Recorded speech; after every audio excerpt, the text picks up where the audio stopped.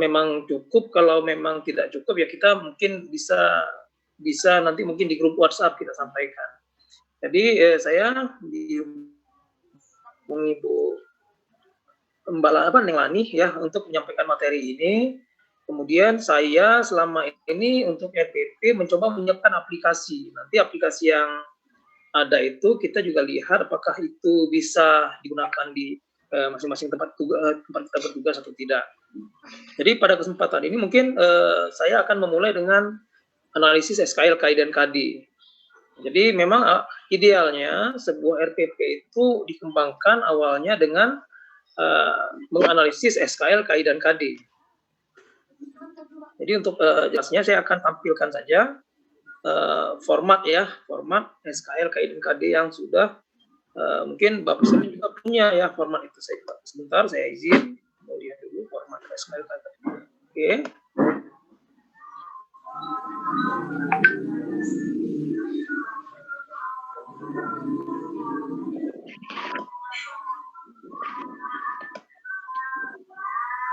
Bentar ya, sepertinya salah.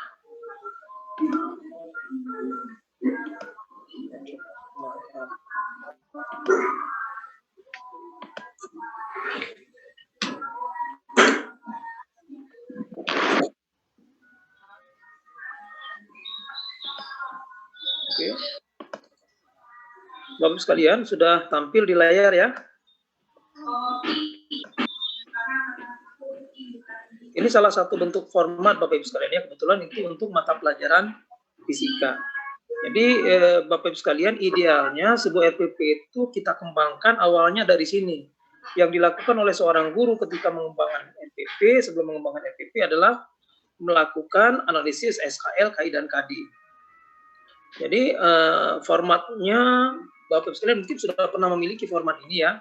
Jadi komponen yang ada di analisis SKL, KI, dan KD itu yang pertama ada domain aspek ya, domain atau aspek. Di sini ada, kita mungkin harus terbiasa dengan istilah sikap, pengetahuan, dan keterampilan. Kadang-kadang kita juga masih bercampur aduk ya antara mungkin di sini aspek sikapnya sering disebut dengan afektif, kemudian aspek pengetahuan sering disebut dengan kognitif, dan aspek keterampilan sering disebut dengan psikomotorik. Namun sebenarnya secara harfiah itu ada sedikit perbedaan Bapak sekalian. Jadi yang pertama kita harus lihat adalah aspek atau domainnya. Ya, kemudian ada standar kompetensi lulusan, ini kita mengambil di permen ya Bapak Ibu sekalian ya, di permen yang berkaitan dengan standar isi. Kemudian ada kompetensi inti, kemudian ada kompetensi dasar, lingkup materi, dan aktivitas agar siswa memperoleh kompetensi. Kira-kira aktivitas apa saja yang dilakukan oleh siswa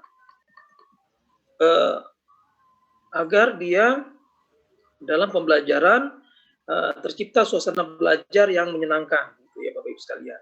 Kemudian ada penilaian otentik. Ya, ini juga mungkin kita harus sama-sama pahami bahwa kadang-kala dalam pengembangan indikator ini kita sering bersilang pendapat dalam hal IPK.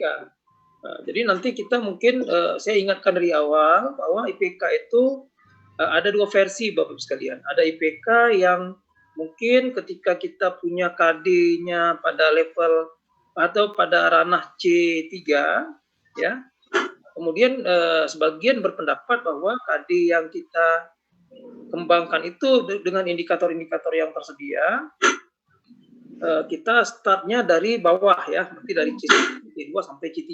Bahkan ada yang mengatakan bahwa tidak boleh lebih dari C3.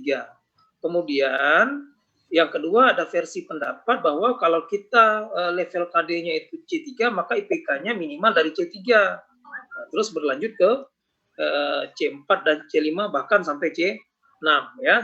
Dalam hal ini ketika Bapak Ibu sekalian nanti menemukan indikator soal ya, KD maksudnya, ketika Bapak sekalian menemukan KD di mana KD itu levelnya C3, kita harus membedakan dua hal Bapak Ibu sekalian ya. Jadi indikator itu kan dampaknya nanti ke penilaian hasil belajar maksudnya, penilaian ke penilaian. Jadi penilaian itu terbagi dua lagi. Yang pertama itu adalah penilaian proses, yang kedua penilaian hasil ya. penilaian proses belajar itu penilaian otentik Bapak sekalian ya.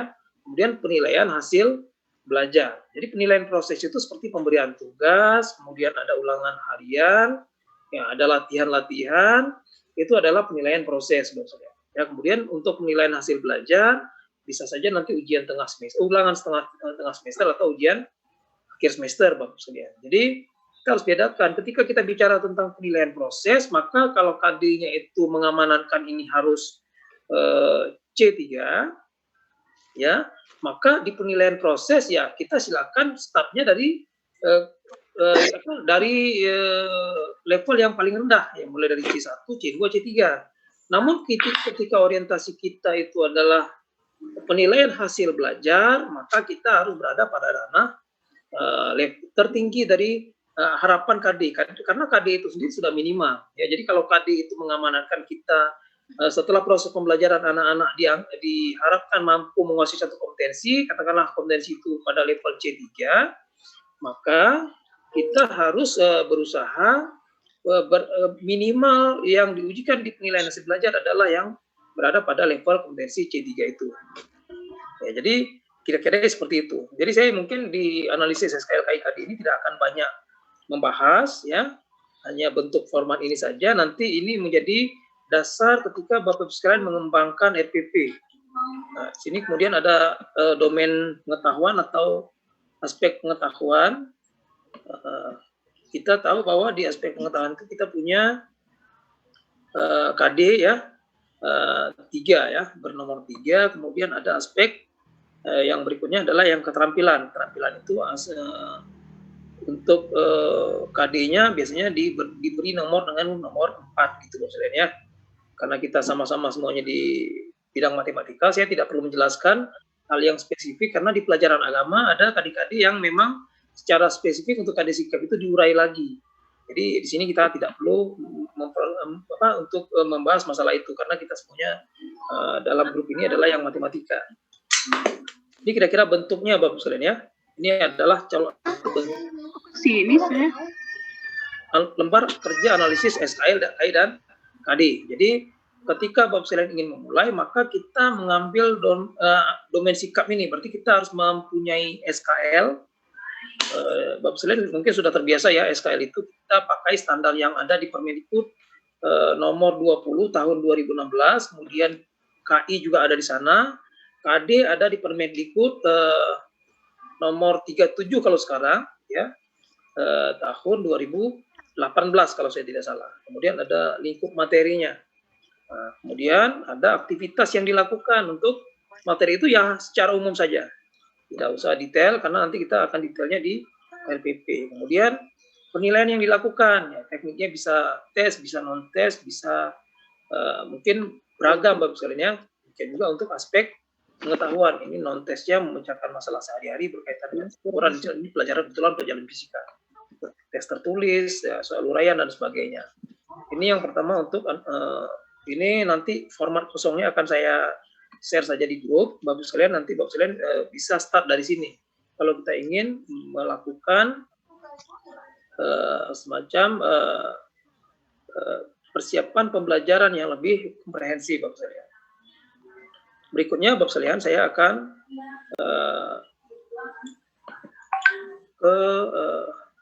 bentar ya Bapak Ibu.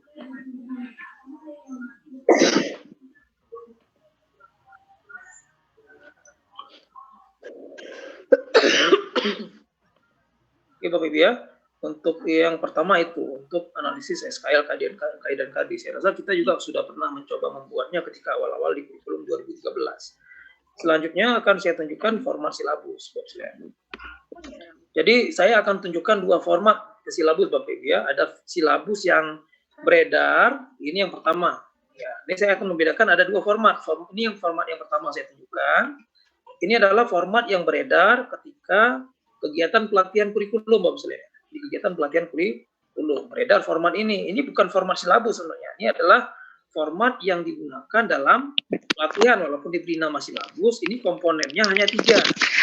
Sementara kalau kita melihat permen yang ada, komponen silabus itu bukan cuma 3 karena komponen silabus itu ada beberapa item Bapak sekalian ya. mulai dari identitas ya, kemudian ada kompetensi dasar, kemudian ada materi pokok, ada pembelajaran penilaian, ada sumber belajar. Jadi ada banyak komponen dari silabus itu sendiri. Namun pada hal ini ya kita masih melihat sering terjadi perbedaan-perbedaan Bapak sekalian dalam hal format Bapak sekalian. Jadi kita tidak menggunakan format ini ketika kita menyusun silabus Bapak sekalian. Oke. Jadi yang format yang kita gunakan dalam membuat silabus nanti, dalam menyusun silabus adalah format yang ini. Jadi bukan yang 3 kolom. Kalau Bapak sekalian menemukan silabus 3 kolom, menandakan bahwa silabus yang itu ya Bapak sekalian ya, adalah silabus yang salah ya. Nah, ini salah satu contoh format silabus Bapak Ibu sekalian. Jadi di format silabus itu tadi saya katakan bahwa yang pertama ada identitas Bapak Ibu sekalian, identitas sekolah, identitas mata pelajarannya. Ya, kemudian ada kompetensi inti di dalamnya. Kemudian ada KD, ya berikut indikatornya. Kemudian ada materi pokok. Kemudian ada pembelajarannya, ada penilaian dan ada sumber belajar serta ada alokasi waktu Bapak Ibu sekalian ya. Jadi komponennya seperti yang saya tunjukkan tadi nih di sini. Jadi komponennya itu sudah lengkap Bapak sekalian sampai kegiatan pembelajaran. Kalau ada satu lagi yang mungkin ini harus ditambahkan di sini ada yang namanya sumber belajar Bapak sekalian. Jadi kira-kira begitu Bapak Ibu sekalian. Nanti format ini akan saya bagikan ke Bapak Ibu sekalian juga. Oke, ini contoh format silabus Bapak Ibu. Jadi sudah 2 ya, tadi ada SKL KIKD analisisnya, kemudian ada silabus, dan kemudian ada yang kita akan bicarakan pada kesempatan ini adalah tentang RPP. Nah, jadi mungkin saya akan mempresentasikan RPP Bapak sekalian pada kesempatan ini. 6 lagi. Bentar Bapak Ibu.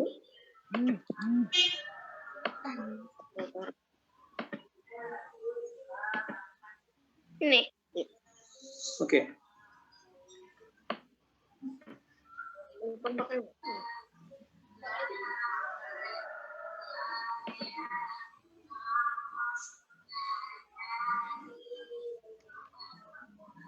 Oke, bisa kelihatan Bapak Ibu ya slide-nya ya. Bapak Ibu sekalian, pada kesempatan ini saya akan menyampaikan tentang RPP yang mungkin kemarin itu sempat viral Bapak Ibu sekalian, tentang RPP 1 lembar atau 1 halaman Bapak Ibu sekalian. Jadi mengapa RPP itu disederhanakan, apa prinsip utama pengembangan RPP, bagaimana bentuk format RPP yang baru, apakah RPP harus 1 lembar? Ya, ini pertanyaan-pertanyaan ini pasti muncul di benak kita ketika ada isu RPP itu menjadi 1 lembar. Kemudian bagaimana strategi penyusunan RPP dengan model yang simpel, kapan RPP model baru bisa digunakan, bagaimana dengan RPP yang lama, apakah boleh digunakan, apakah ada contoh RPP, ya model RPP sesuai dengan surat edaran Menteri. Jadi Bapak sekalian, regulasinya ya, yang kita tahu bahwa ketika ada satu perubahan, tentu yang elemen yang paling gampang berubah atau paling mudah dirubah adalah 4 standar ini, standar kompetensi lulusan, standar proses, standar isi, dan standar penilaian. Kenapa ini yang gampang dirubah? Karena pelaku utamanya adalah guru. Jadi ini sangat gampang dirubah. Sementara standar-standar yang lain, 4 standar lagi itu akan sulit berubah. Karena banyak komponen-komponen yang saling mengkait, bahkan pihak-pihak yang di luar sekolah atau madrasah itu juga terlibat di dalamnya. Jadi kalau elemen ini yang berubah maka akan sangat mudah merubahnya karena pelaku utamanya adalah guru. Kemudian standar kompetensi lulusan ini kita start ya dari mulai Permendikbud 54 tahun 2013. Kemudian Permendikbud nomor 64 tahun 2013 tentang standar isi yang kemudian beberapa kali berubah. Kemudian ada standar proses Permendikbud nomor 65 tahun 2013, kemudian ada standar penilaian Permendikbud 66 tahun 2013, dilanjutkan dengan Permendikbud nomor 59 tahun 2014. Berikut di sini berisi tentang struktur kurikulum Bapak sekalian. Ya, ada di dalam tentang struktur kurikulum. Sementara di Kementerian Agama mungkin ada struktur yang tersendiri. Kemudian ada Permendikbud nomor 103 tahun 2014. Nah, ini juga tentang RPP ya Bapak Ibu sekalian. Kemudian ada Permendikbud 104 Bapak Ibu ya, tahun 2014. Kemudian ada Permendikbud 53 tahun 2015. Ada Permendikbud nomor 21 tahun 2016, ada Permendikbud nomor 22 tahun 2016, ini tentang standar proses. Kemudian ada Permendikbud nomor 23 tahun 2016, ya juga tentang standar penilaian. Yang terakhir itu adalah Surat Edaran Menteri Pendidikan nomor 14 tahun 2019 yang berkaitan tentang RPP satu halaman. Kemudian perubahan paradigma, saya rasa dari dulu juga sudah begini Bapak Ibu ya, bahwa pembelajaran dulu diberitahu, sekarang memang pembelajarannya kita harus mencari apa, anak-anak harus mencari tahu. Kemudian guru sebagai sumber utama sekarang mungkin tidak lagi. Karena kalau kita bicara tentang sumber belajar, Google saya rasa bisa menjadi sumber belajar. Sementara olah hati itu. Kemudian ada dulunya tekstual, sekarang pendekatan ilmiah. Ya, jadi apa perlunya mempelajari satu ilmu? Kemudian kalau dulu berbasis konten, sekarang berbasis kompetensi. Kemudian dulunya parsial, sekarang holistik, bahwa pembelajaran itu akan terkait satu dan lainnya. Orang belajar matematik bukan cuma untuk matematik, tapi bisa digunakan dalam kehidupan nyata, bisa digunakan dalam pembelajaran yang lain, karena matematika itu juga sebagai alat ya dalam kehidupan manusia. Kemudian kalau dulu jawabannya tunggal, jawabannya bisa berbeda, bisa multidimensi. Kemudian ada dulunya verbalisme, sekarang keterampilan yang aplikatif. Kemudian pembelajaran yang dikembangkan karakteristiknya. Jadi ada pembelajaran yang langsung, ya, ada pembelajaran yang tidak langsung. Ya. Kemudian dari mengembangkan berpikir tingkat tinggi atau higher order thinking skill, maksudnya, mengembangkan kemampuan bekerja secara ilmiah dan selamat tadi serta lingkungan. Kemudian karakteristik KD-nya. KD yang dikembangkan di kurikulum 2013 yang beberapa adalah kompetensi 21. Jadi sebenarnya ada kolaboratif, kreatif, critical thinking, dan komunikatif. Kemudian sikap, pengetahuan, dan keterampilan. Kalau dulu kita bicara tentang afektif, kognitif, psikomotor. Jadi kalau sekarang mungkin istilahnya agak berbeda, kan ada sedikit perbedaan. Kalau kita bicara psikomotor, maka itu lebih kepada gerak fisik, ya, gerak fisik. Nah, sementara kalau kita bicara keterampilan itu ada dua, ada keterampilan konkret yang dulu kita sebut sebagai psikomotor, kemudian ada keterampilan abstrak. Abstrak itu adalah keterampilan olah pikir, kemudian pendekatan pembelajaran. Jadi bukan berarti pendekatan saintifik yang di MAM itu sudah tidak ada, masih ada sebenarnya. Ketika awal-awal ke-13 kan kita sering mendengar itu tentang pendekatan saintifik 5M. Belakangan sedikit menghilang karena ada hal-hal yang berubah maksudnya, ada hal-hal yang mungkin disalahkan. Orang banyak yang mengartikan bahwa 5M itu seperti model pembelajaran, padahal dia pendekatan pembelajaran. Ya, kemudian targetnya ya ini bukan satu-satunya pendekatan pembelajaran Bapak Ibu sekalian. Bukan urutan langkah yang baku sehingga dia bukan model pembelajaran. Kemudian memberikan pengalaman, mengembangkan sikap ilmiah, mendorong ekosistem sekolah berbasis aktivitas ilmiah, menantang, memotivasi. Nah, kemudian guru diberi ruang untuk menggunakan pendekatan atau model pembelajaran yang lain, ya. Tapi yang pasti jangan berbasis ceramah, ya, atau jangan berbasis hafalan. Kemudian berbasis aktivitas dan kreativitas, menginspirasi, menyenangkan, berprakarsa. Ya, tugas guru Bapak Ibu. Salah satu tugas guru itu adalah merencanakan, ya, pembelajaran atau pembimbingan Bapak Ibu sekalian. Kemudian merancang pembelajaran dilancarkan dalam bentuk silabus Bapak Ibu. Ya, tadi yang sudah kita sampaikan di awal. Jadi diawali dengan silabus, kemudian rencana pelaksanaan pembelajaran. Ya, silabus dan RPP sama-sama perencanaan pembelajaran. Namun RPP itu lebih unik, ya, lebih unik dan lebih operasional. Sementara silabus tidak operasional. Silabus merupakan acuan penyusunan kerangka pembelajaran setiap bahan kajian atau pelajaran. RPP dikembangkan dari silabus. Ya, berarti kita harus membuat silabus dulu. Sebelum membuat silabus, berarti kita harus menganalisis KIKD. Kemudian untuk mengarahkan kegiatan pembelajaran peserta didik dalam upaya mencapai kompetensi dasar. Ini yang harus kita garis bawahi misalnya. RPP-nya mencapai kompetensi dasar. Kalau dia bicara tentang penilaian proses belajar, maka kita bicara tentang mungkin ada yang istilah di kurikulum kita itu tentang scaffolding atau anak tangga. Jadi silakan saja kita membuat anak tangga dari satu proses pembelajaran supaya siswa dapat mencapai KD. Tapi kalau kita bicara tentang penilaian hasil belajar, maka kita bicara tentang minimal apa yang harus dikuasai oleh siswa.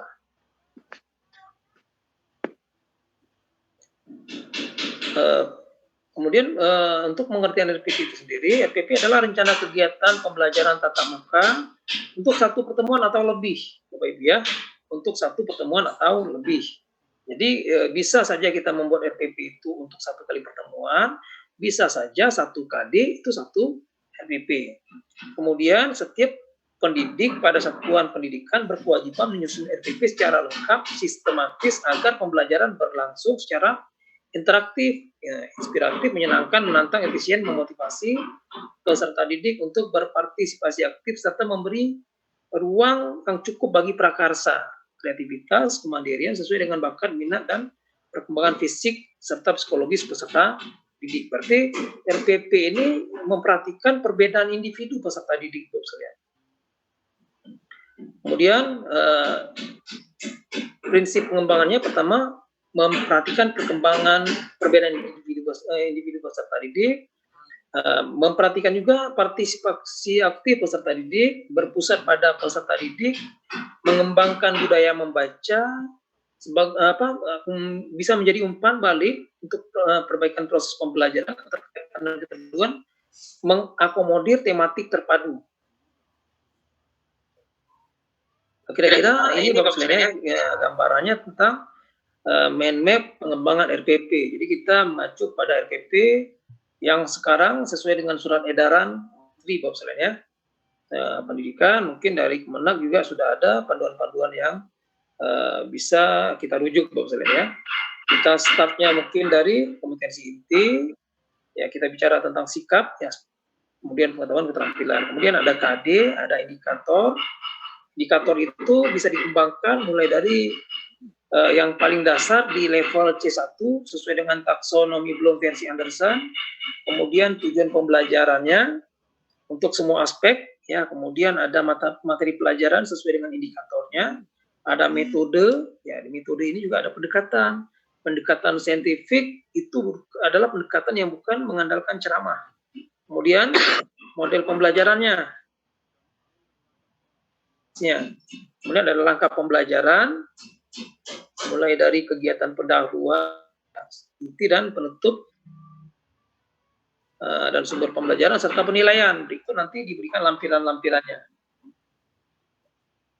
Kemudian bagaimana pengembangan pembelajaran kurikulum 2013 dengan RPP yang baru itu, Bapak sekalian.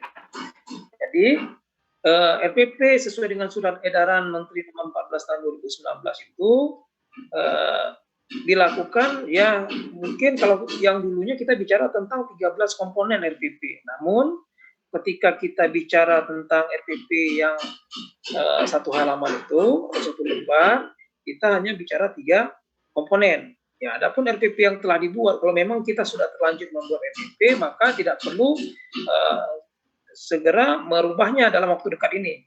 Jadi kita tetap bisa membuatnya pada mungkin dalam kesempatan ini tetap menggunakan RPP yang sudah kita buat. Pada kesempatan lain ketika kita punya waktu luang mungkin bisa menggunakan sesuai dengan RPP yang baru. Jadi langkah-langkah yang ada di RPP yang satu halaman itu sederhana Bapak misalnya. Itu tujuan pembelajaran, langkah pembelajaran, kemudian ada penilaian pembelajaran, hanya 3 komponen saja. Ya, jadi harapannya kita punya 3 komponen mulai dari tujuan pembelajaran ya, kemudian langkah-langkah pembelajaran dan penilaian pembelajaran. Jadi bisa dibuat dalam forum MGMP atau KKG. Ya. Kemudian disimpulkan kebijakan baru tersebut secara bebas dapat memilih, membuat, menggunakan dan mengembangkan format RPP. Artinya apa? ada format RPP yang disiapkan oleh pemerintah, baik saya rasa juga baik di Kemenak maupun di Kementerian Pendidikan. Jadi RPP itu tidak bicara format, tapi bicara komponen, Bapak sekalian. Jadi kita bicara tentang RPP satu halaman, maka kita bicara tentang komponen intinya, yaitu tujuan pembelajaran, kegiatan pembelajaran, dan asesmen atau penilaiannya.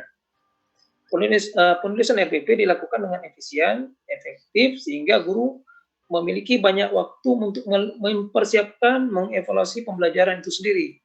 Ya, jadi cukup satu halaman saja. Jadi target RPP satu halaman itu adalah agar guru mempunyai waktu yang lebih banyak untuk mempersiapkan pembelajaran agar lebih maksimal.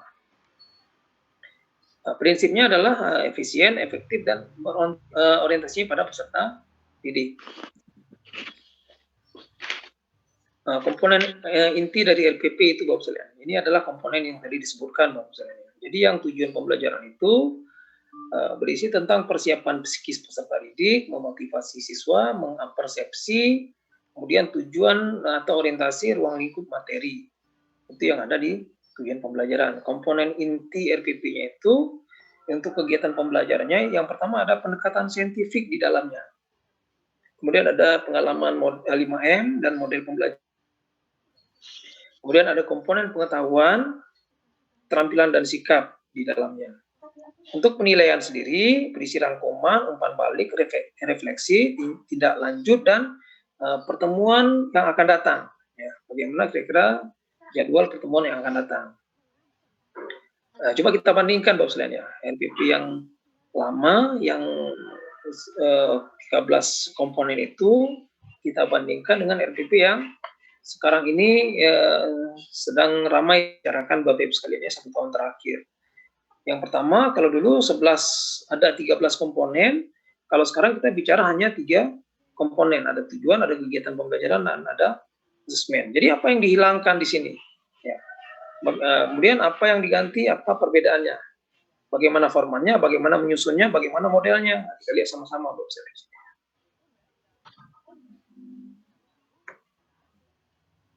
Jadi ternyata yang muncul sekarang di ternyata 3 komponen yang ada sekarang ini juga mengacu pada komponen yang ada di Permendikbud sebelumnya, yaitu tujuan pembelajaran, langkah-langkah pembelajaran, dan penilaian hasil pembelajaran. Jadi sama pada hakikatnya. Namun ada penyederhanaan, ya, ada penyederhanaan. Kemudian kegiatan pembelajaran. Sebelum kegiatan pembelajaran, guru mengajak peserta didik untuk berdoa agar kegiatan pembelajaran mendapat berkah. Ini misalnya contoh kegiatan pembelajarannya. Jadi makna kegiatan kira-kira apa itu? Kemudian setelah mengamati paparan slide misalnya, siswa diminta duduk berkelompok sesuai dengan kelompoknya masing-masing untuk mendiskusikan paparan tersebut. Jadi ada aktivitas siswa, jadi berorientasi pada peserta didik. Kemudian guru mengajak peserta didik untuk membuat rangkuman. Jadi ini berisi tentang hal-hal yang merupakan orientasi Bapak sekalian di tujuan pembelajaran. Ini berisi tentang kegiatan pembelajaran, ini berisi tentang penilaian atau asesmennya Bapak sekalian. Oke. Format RPP tidak ada standar baku dalam penulisan RPP. Guru bebas membuat, memilih, mengembangkan, dan menggunakan RPP sesuai dengan prinsip RPP itu sendiri. Ya Bapak misalnya, prinsipnya sederhana, 3 saja yang paling utama. Yang pertama efektif, efisien, dan berorientasi pada peserta didik. Jadi ada beberapa bentuk RPP, ya, ada bentuk deskripsi, ada bentuk tabel, ada bentuk kombinasi ya, dari deskripsi dan tabel. Kalau kita punya model lain, silakan saja, Bapak sekalian. Jadi RPP model lama pun dapat diadaptasi, ya, karena prinsip pengembangan RPP itu kan bisa adaptasi, bisa mandiri. Kemudian membuat RPP sesuai dengan edaran, Bapak sekalian. Tujuan pembelajaran adalah sasaran yang ingin dicapai peserta didik pada proses pembelajaran. Tujuan pembelajaran biasanya diterjemahkan dari kurikulum, Bapak sekalian, diterjemahkan dari kurikulum yang digunakan oleh sekolah. Dalam praktiknya guru perlu melakukan upaya melibatkan murid untuk mengubah tujuan pembelajaran menjadi tujuan belajar. Jadi ada beda tujuan pembelajaran menjadi tujuan belajar. Apa yang ingin dicapai siswa selama satu atau sejumlah pertemuan. dirumuskan berdasarkan KD, ya Bapak Ibu ya, tujuan pembelajaran itu dirumuskan berdasarkan KD, menggunakan kata kerja operasional yang dapat diamati dan diukur, ya. Jadi tujuan pembelajaran itu harus dapat diukur. Kemudian mencakup pengetahuan, keterampilan, dan sikap, memberikan gambaran proses dan hasil belajar. Ini yang perlu dicatat. Jadi di tujuan pembelajaran itu harus kelihatan prosesnya seperti apa, hasil yang diinginkan seperti apa. Ya, oke. Jadi aktivitas pendekatan metode atau modelnya. Oke, kegiatan pembelajaran adalah proses interaksi antar peserta didik di antara peserta didik dengan pendidik dan sumber belajar pada satu lingkungan belajar. Kemudian strategi pembelajarannya adalah serangkaian tahapan, ya. Tahapan aktivitas belajar baik yang dilakukan secara mandiri oleh siswa maupun yang dipandu oleh guru. Kemudian proses pembelajaran diselenggarakan secara interaktif, inspiratif, menyenangkan, menantang, memotivasi peserta didik untuk berpartisipasi aktif serta memberikan ruang yang cukup bagi prakarsa, kreativitas, dan kemandirian sesuai dengan bakat, minat, dan perkembangan serta fisik serta psikologis peserta didik. Jadi Bapak sekalian, RPP yang kita buat itu harus mempertimbangkan ini, Bapak sekalian, bahwa kondisi di satu kelas itu tentu beragam. Jadi kita juga melihat kondisi fisik serta psikologis peserta didik, walaupun sepertinya ini agak spesifik dan sulit dilakukan, tapi seharusnya memang bisa dilakukan, Bapak sekalian. Oke, berikutnya sasaran pembelajaran mencakup pengembangan ranah sikap, pengetahuan, dan keterampilan yang dielaborasi untuk setiap satuan pendidikan. Ini pelaksanaan pembelajaran Bapak Ibu ya, ada 3 langkah tadi. Ditulis untuk kegiatan intinya, apa yang harus ditulis untuk kegiatan penutupnya. Kemudian selanjutnya penilaian, Bapak. Penilaian adalah proses pengumpulan untuk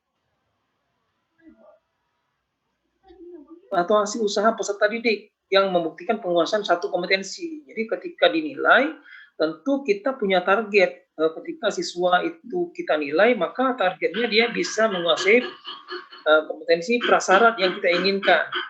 Kemudian asesmen nasional adalah serangkaian penilaian untuk memahami ya upaya dan hasil belajar peserta didik dalam menguasai satu kompetensi. Jadi assessment as learning, assessment for learning, dan assessment of learning. Jadi terjadi 3 hal ini, Bapak Ibu ya. Jadi ada assessment as learning, assessment for learning, assessment of learning. Kemudian penilaian hasil belajar, penilaian proses pembelajaran menggunakan pendekatan otentik, Bapak Ibu ya. Penilaian proses pembelajaran menggunakan pendekatan penilaian otentik assessment ya. Penilaian kesiapan peserta didik, proses dan hasil belajar. Jadi ketika kita nanti membangun indikator ya, ketika membuat RPP, kita melihat bahwa kalau indikator ini kita peruntukkan untuk penilaian proses pembelajaran, maka kita membangun dari level yang paling rendah, ya bisa dari yang paling rendah sampai mencapai minimal KD.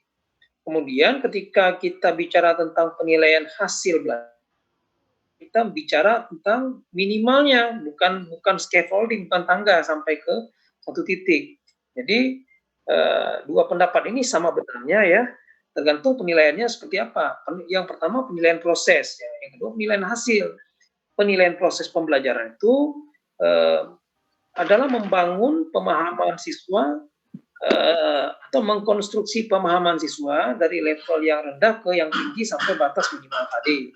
Itu penilaian proses. Untuk penilaian hasil belajar, kita bicara tentang KD yang minimal itu. Kalau KD-nya itu harapannya bisa sampai C3, maka yang diujikan di penilaian hasil belajar adalah levelnya C3. Kemudian penilaian otentik digunakan guru untuk merencanakan program perbaikan atau remedial pembelajaran, pengayaan atau enrichment atau pelayanan konseling. Jadi kemudian Bapak sekalian perlu kita sama-sama mungkin mengingat kembali bahwa remedial ini adalah pembelajaran ulang, Bapak sekalian, bukan ujian ulang, tapi yang berlangsung selama ini remedial itu sering ya ulangan ulang atau ujian ulang. Padahal remedial itu adalah pembelajaran ulang yang diakhiri dengan tes. Ya, kemudian remedial ini diperuntukkan bagi anak-anak yang mengalami hambatan belajar. Ya, hambatan belajar itu bukan karena dia bodoh, bukan karena dia tidak mampu, tapi ada kondisi-kondisi yang membuat dia tidak bisa belajar sehingga ketika ulangan atau ujian dia tidak bisa mencapai hasil yang maksimal. Penilaian hasil belajar, memuat rancangan penilaian, memuat jenis teknik penilaian, bentuk penilaian, instrumennya, dan pedoman penskoran. Kemudian mencakup penilaian pengetahuan, keterampilan, dan sikap khusus untuk pelajaran PKN dan pendidikan agama dan mengerti. Ini mungkin ada hal yang spesifik, Bapak Ibu. Untuk sikap itu lebih spesifik pada pelajaran PKN dan pendidikan agama dan budi pekerti. Kemudian sesuai dengan kompetensi IPK atau KD. Selanjutnya, membuat penilaian yang mengukur berpikir kritis atau HORS, Higher Order Thinking Skill, dan soal-soal keterampilan khusus mata pelajaran, misalnya agama, seni budaya, dan pelajaran bahasa, Bapak Saudara ya. Kemudian ini salah satu bentuk, Bapak Saudara, format inspirasi. Jadi ini bisa, model pertama itu adalah model deskripsi ke bawah saja. Ya. Jadi model deskripsi ke bawah ini, ya pertama ada identitas, kemudian ada tujuan pembelajaran, ada kegiatan pembelajaran, ada penilaian pembelajaran. Jadi 3 komponen itu ada. Selanjutnya ini model tabel, Bapak sekalian ya. Ini model tabel atau alternatif yang kedua, ada tujuan pembelajaran di dalamnya. Ini juga tidak harus seperti ini. Hanya model alternatif ya, model RPP, model format RPP alternatif yang bisa kita gunakan. Kemudian ada kegiatan pembelajaran, ada hasil belajar dibuat dalam satu bentuk format. Kalau kita membuat dengan model yang lain silakan saja, tapi komponen minimal yang ada di RPP itu harus. Kemudian ini model yang lain lagi ya, ada beberapa model disajikan di sini. Ada kegiatan pendahuluan, kegiatan inti, dan penutup. Ada deskripsi kegiatannya seperti apa. Kemudian ada waktunya. Ini contoh RPP, mungkin agak kurang jelas ya. Ini contoh RPP yang bentuk deskripsi. Di sini ada identitas, ada tujuan pembelajarannya, melalui metode mind mapping. Jadi di sini ada proses ya. Melalui metode mind mapping dan pendekatan saintifik, peserta didik dapat menginterpretasi persamaan nilai mutlak dan sebagainya. Ya. Kegiatan pembelajarannya ini diisi dengan 3 tahapan, Bapak Ibu.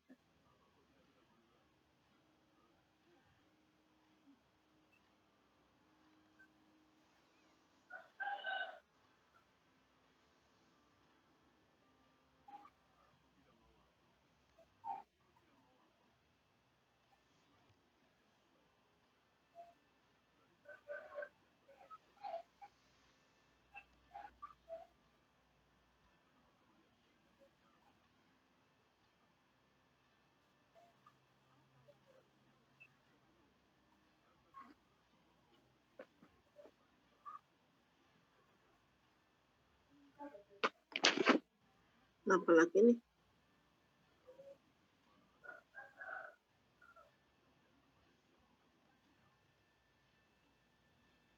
Dok.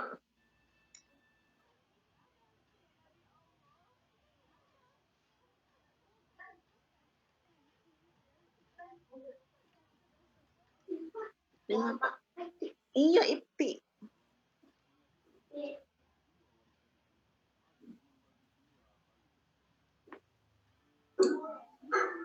Pak John terhenti kenapa ya?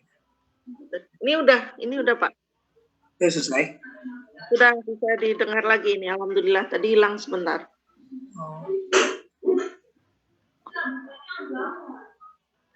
Silakan Bapak John untuk melanjutkan presentasinya karena suaranya udah masuk ini. Belum masuk. Oh, tapi suara terdengar jelas Pak. Kita nggak kedengeran sama sekali nih. Oh. Nggak ada, di chat juga nggak ada nih.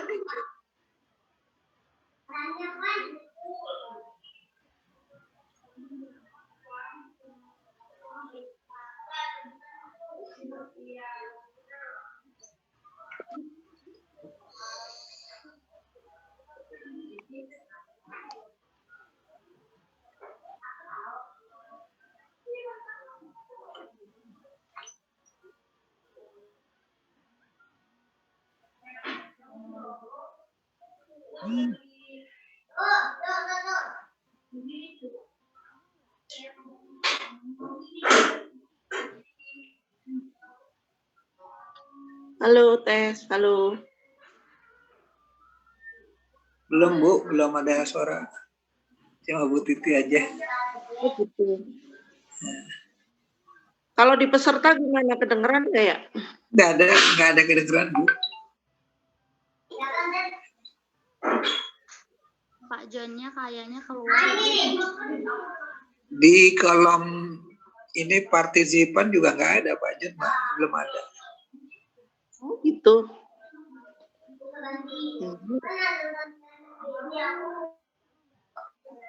Pak John udah di kolom kan?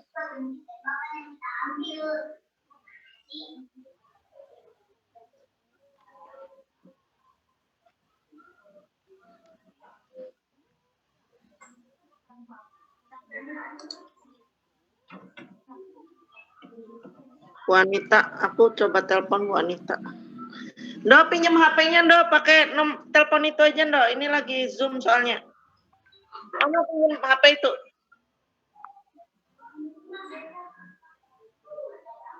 Omi panggil Bu Anita. Duduk.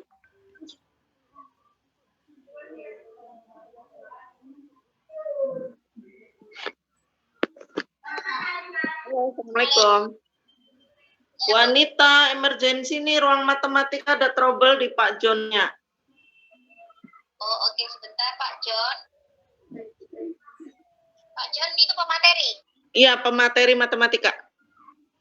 Oh, meeting room. Biar dia masuk ke ruang utama, saya jadikan co-host dulu. Oke deh. Ya baik Bu. Ya. Makasih ya. Pak John diminta keluar dulu, nanti masuk lagi ke ruang utama supaya lagi gitu katanya dari panitia. Halo.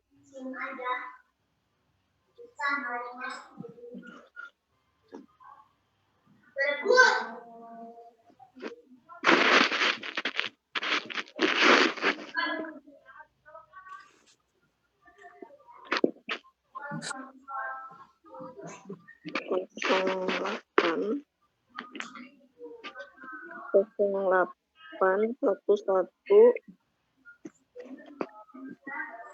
Ya Allah, Karim. Astagfirullahaladzim.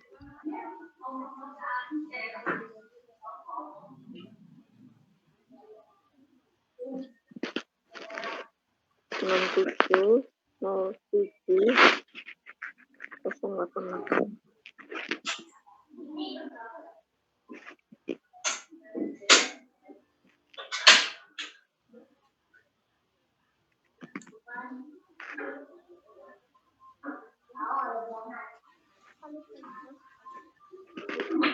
Halo. Masih belum bisa, saya menghubungi Pak John juga nggak bisa.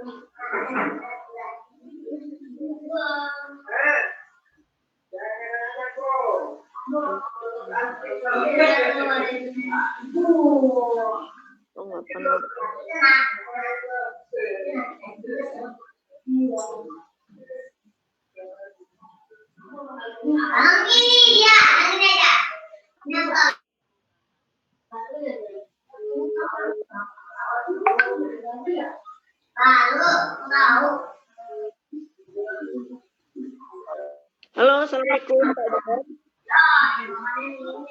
Tapi ini sakit, Cem. Karena ada masalah apa di sini? Saya kasih nomornya Bu Anita langsung. Halo, pematerinya mana ya? Pak Suherman? Gitu. Ibu pematerinya ini Bu, keluar. terlempar dari room dan katanya kata di grup menuliskan beliau akan coba masuk lagi. Begitu. Ini Bu Bu Desi? Bukan, saya mau peserta. Ibu, ini siapa ini ngomong ini? Bu Rosi, peserta.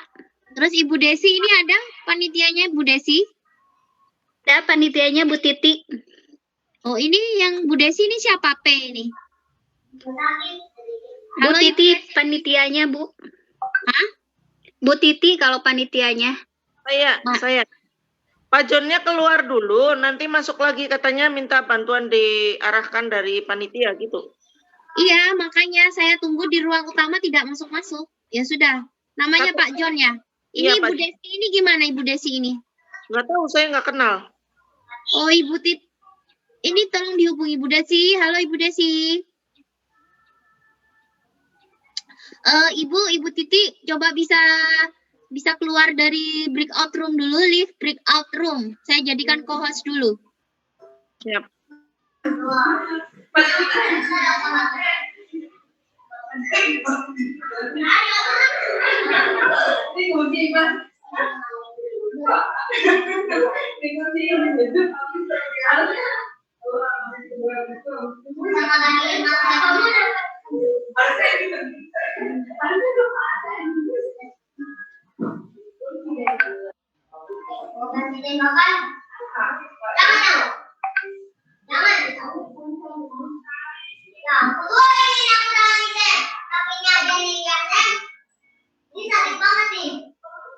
Mantu-mantu, aku ingat lagi tembakan ini.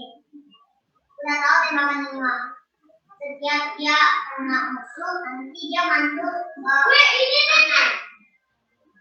Itu bukan musuh cantik. Jadi kalau kena musuh dia bakal mantu-mantu ya saya.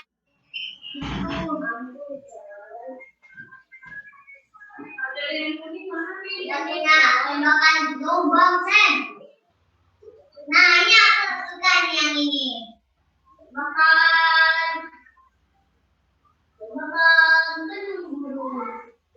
Enggak. Sama-samanya kan yang ambil kan ini kita berempat. Nah dia bisa ngalahin jet sekaligus. Nggak penting Sam. Sitcom yang penting doang. Biar kita ratingnya gampang. Dia tuh nggak mantul kalau ada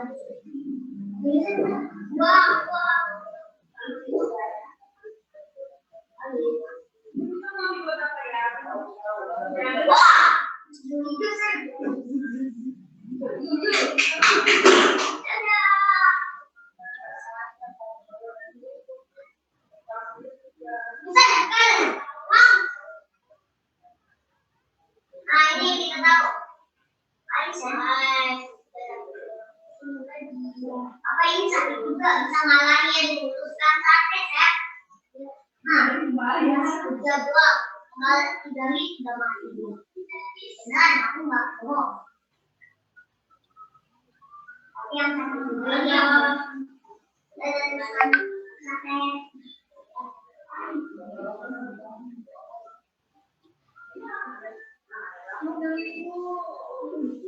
Ini rakyat jauh. Tolong deh. Loh, apa mau pinjem lagi, Dok? Biar Mama 2 HP-nya. Oh, apa jadi sih? Dinotator lagi. Kita nih. Bilang mau empat dan kan. Bisa masuk saja pada Dan dia belum ikut berkarya. Katanya beliau lagi berusaha masuk, Bu.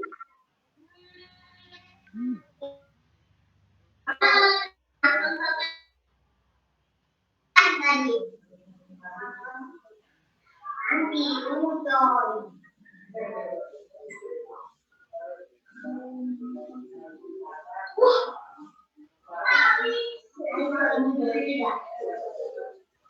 Nah, dia bisa ngalahin Jen. Aduh, aman. Bisa Jen, bisa ngalahin Jen. Dan cepetan dong. Tolongin deh. Deh, ini siapa yang mana?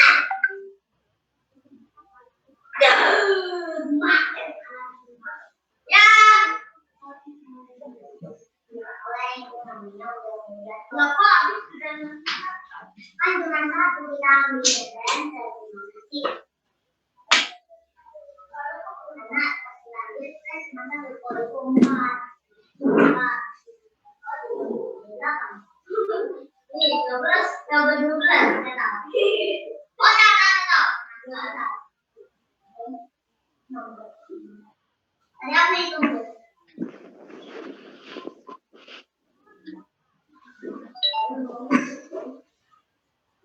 Yang ke 24 sih. Iya. Sam, yang aku bilang bikin cuma sekarang.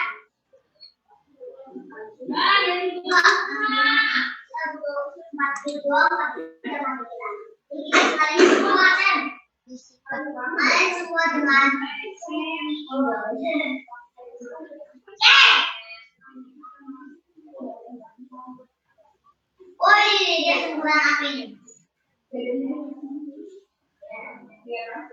Main pakai roti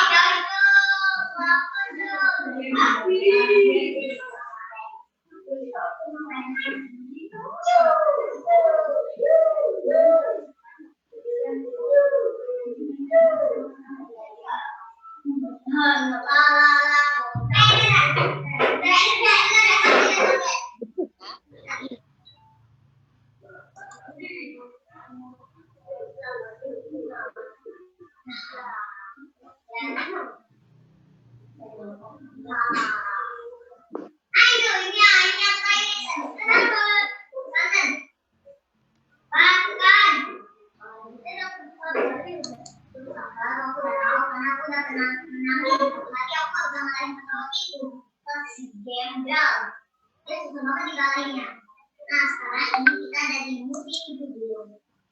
Itu berapa?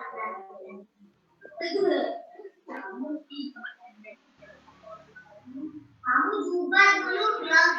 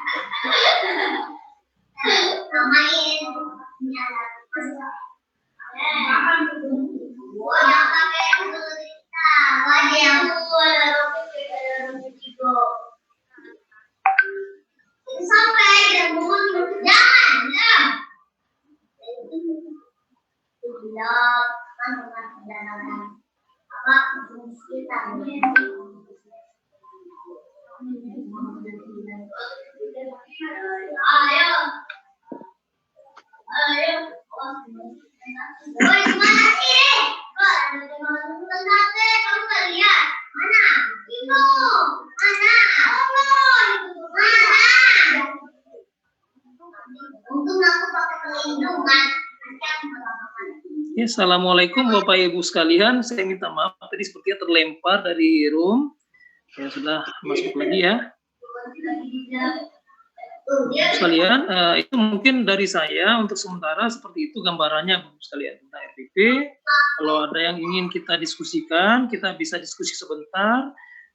Rencana saya nanti kita akan menggunakan aplikasi RPP untuk kita gunakan dalam mengembangkan RPP Bapak sekalian. Silakan Bapak Ibu yang mau menyampaikan pertanyaan ya, untuk kita bisa diskusikan bersama di room ini. Monggo.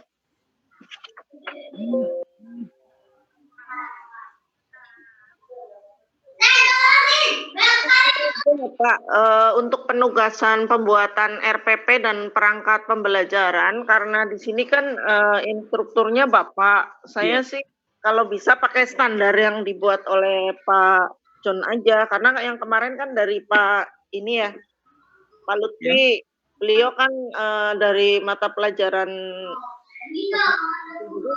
kita kan dari sains matematika, mungkin punya spesifikasi yang tersendiri gitu, yang sesuai standar yang berlaku sekarang gitu. Iya, oke. Mungkin saya contohkan kalau silabus yang dari saya aja ya Bu ya, contohnya ya. Oke. Terus ini saya bagusnya gimana Ibu? Saya kirim ke mana ya? Ke grup WA nggak apa-apa, Pak? Grup B aja ya. Ya, penugasannya kan masih pada rancu itu katanya buat RPP, terus perangkat-perangkat yang lain yang diminta berapa KD gitu, katanya apa cukup KD atau gimana? Kemarin saya sempat ngomong sama Neng Lani, beliau menyampaikan 3 hal itu. Yang pertama itu tentang analisis SKL KIKD, dilanjutkan dengan silabus, dan terakhir RPP gitu. Iya Pak, mungkin nanti bisa diperinci di grup kita aja kali ya Pak yang Boleh. penugasan. Iya, gitu aja. Soalnya banyak yang nanya apa begini, apa begitu gitu. Oh gitu, oke. Nah, untuk sementara ini saya mungkin saya ambil contoh contoh silabus ya Bapak Ibu ya. Contoh silabus akan saya tampilkan nanti di grup kita. Contohnya nanti betulnya silakan menyesuaikan dengan kalau silabus kan berarti harus dibuat lengkap ya. Itu untuk 1 semester misalnya. Kemudian untuk RPP mungkin bisa 1 KD saja.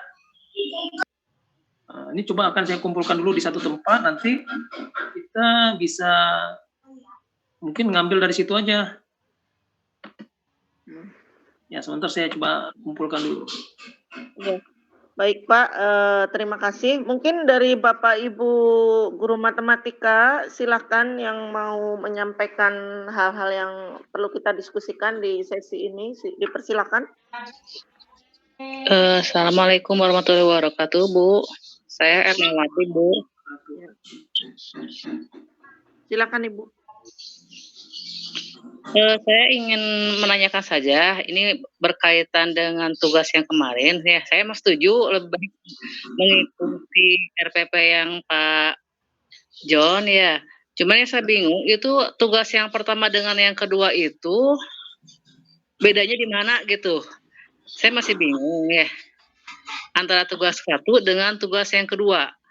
Sepertinya sama-sama membuat RPP atau yang tugas satu hanya menganalisis saja gitu.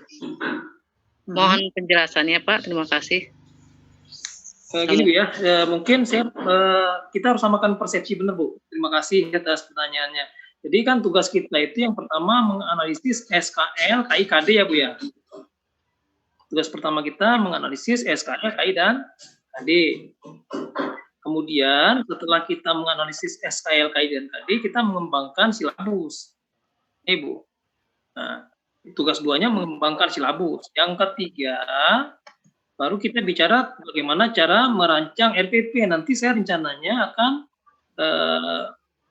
RPP itu akan saya sampaikan dengan cara menggunakan aplikasi. Aplikasinya sederhana, sebenarnya bukan aplikasi lah, karena ini adalah bawaan dari Office ya Bapak Ibu sekalian. Cuma mungkin saya tidak tahu ketika nanti kita menggunakan Max ya, Apple ya, itu sepertinya ada sedikit kendala mungkin, tapi belum saya coba.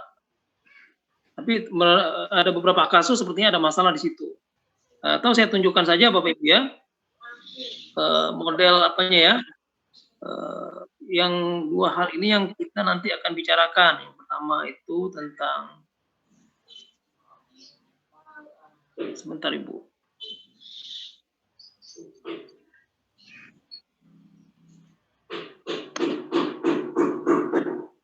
Oke.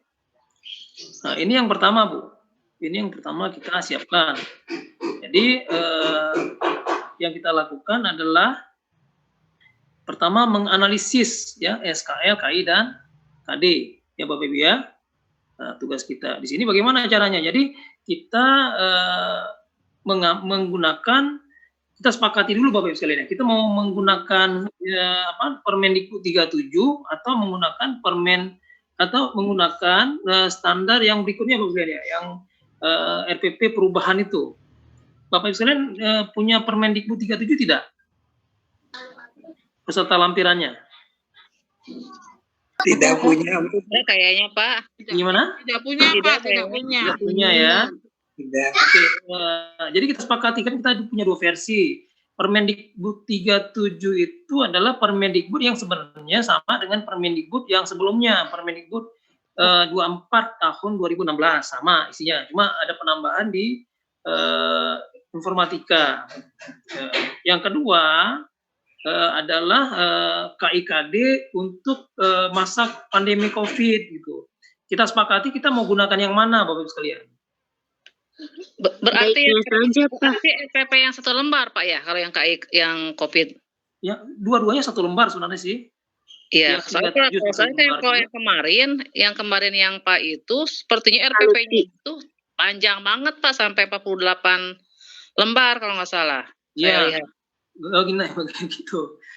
Jadi kan kita sepakati kan kita bicara tentang tren yang baru ini Bapak Ibu sekalian ya. Iya. Isu yang baru itu tentang RPP 1 halaman, malah bahkan kalau kita menggunakan aplikasi nanti akan lebih mudah dalam pengerjaannya gitu. Jadi ini di depan Bapak sekalian kan sudah ada ini contoh analisis SKL KIKD ya.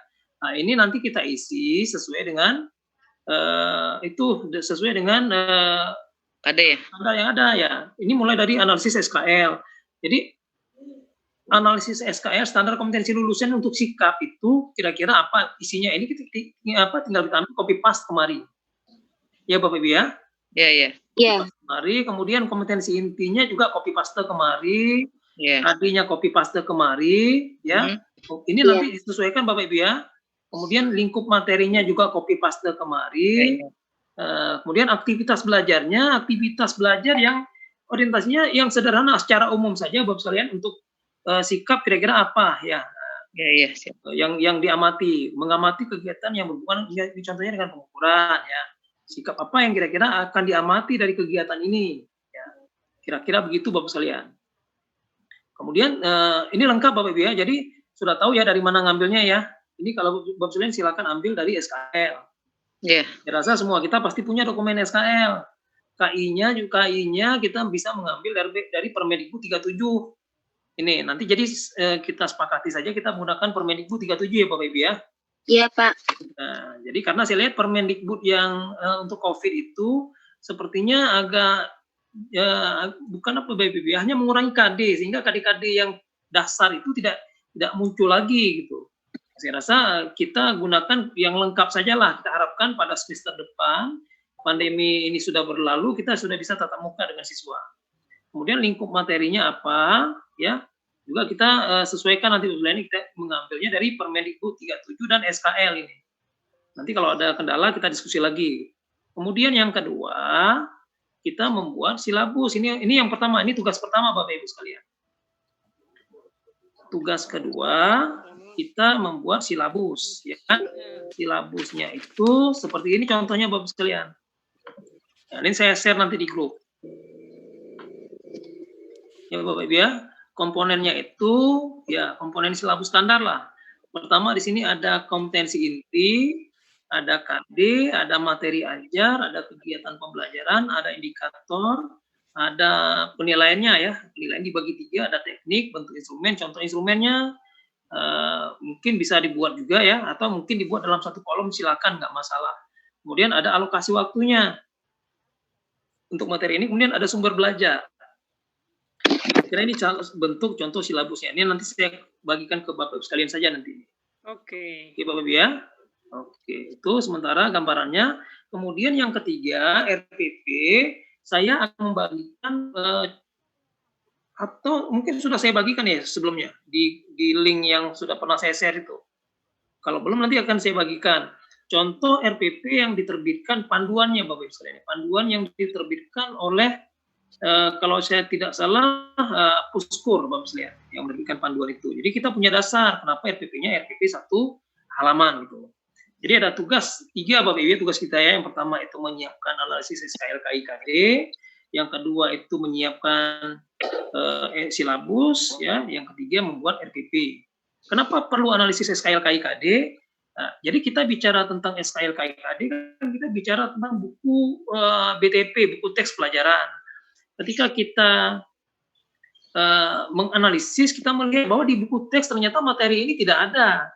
Makanya kita bisa menyiapkan materi tambahannya kira-kira apa, suplemennya apa, sehingga materi yang tidak ada di buku teks pelajaran bisa kita masukkan ke situ sebagai sumber belajar baru.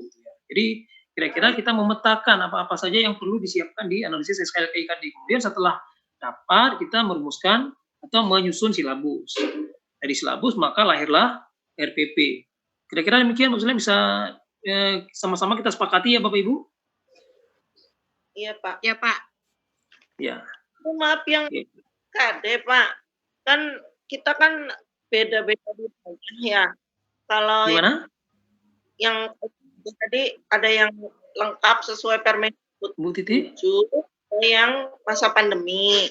Nah, Ya. kan di semester genap itu nanti penerapan pembelajarannya disesuaikan dengan zona daerah masing-masing. Kalau Benar. misalkan di Depok itu sampai sekarang masih zona merah, jadi kemungkinan semester genap masih PJJ gitu Pak. Jadi juga membutuhkan KIKD masa pandemi juga. Tapi mungkin di daerah lain zonanya hijau bisa buka gitu. Jadi nanti KIKD-nya minta tolong yang lengkap dengan yang masa pandemi juga gitu Pak. Boleh. Jadi dua-duanya saya share ya nanti ya. Saya akan kumpulkan di satu tempat nanti berikut panduannya. Nanti silakan kita bisa mendownload dari situ ya Bapak Ibu. Iya. Pak, izin bertanya lagi Pak. Ya silakan Ibu. Kalau di matematika ada KI 1, KI 2 nggak Pak? Di matematika? Ya. Di matematika tidak ada Bapak Ibu sekalian, tidak ada. Itu yang tadi muncul itu formatnya itu untuk pelajaran agama ya, jadi nanti kalau kita untuk analisis SKL KIKD sepertinya tidak usah memasukkan yang KD sikap Bapak Ibu sekalian.